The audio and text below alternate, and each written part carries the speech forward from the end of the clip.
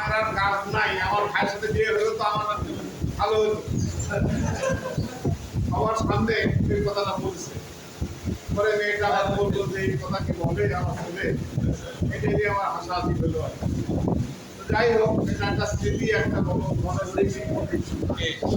সেখানে প্রেম করেছি, পরিণতি হয়নি, একাধিক হয়েছে, একাধিক হয়েছে, সমাপ্তি হয় না।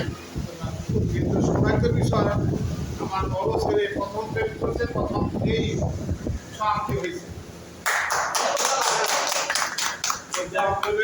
আমি অনুরোধ করবো সবাই এক একে আপনারা সিনিয়র ভিত্তিক কথাগুলো বলবেন, দয়া করে বলবেন।